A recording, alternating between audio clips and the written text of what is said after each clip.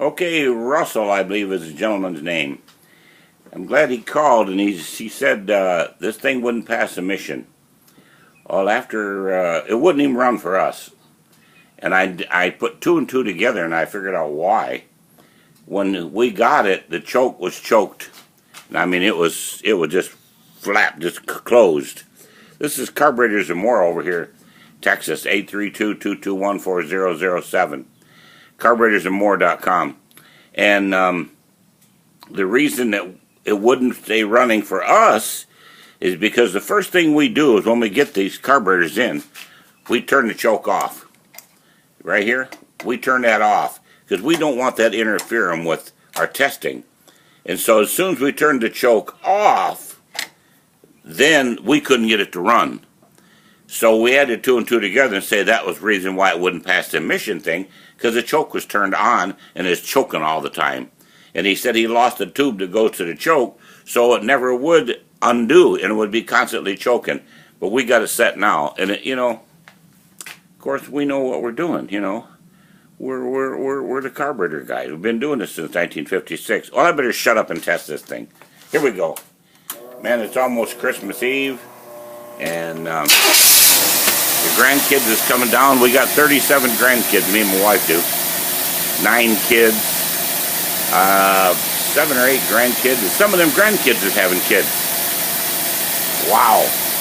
Anyway, some of them, I think there's 5, 6, 7 of them coming down.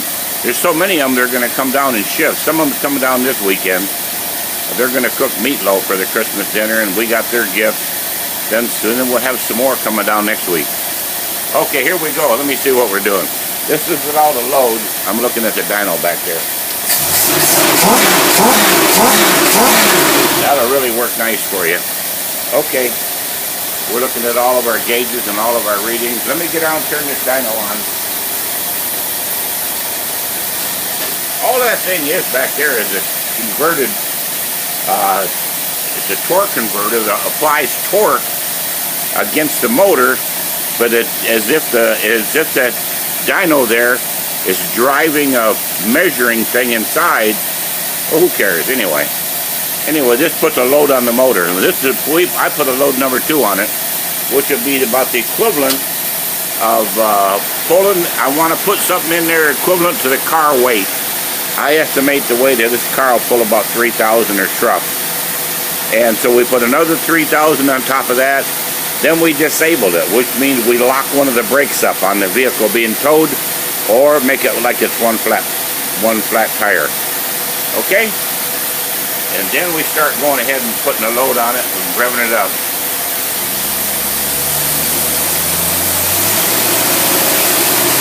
Now we got to take it up.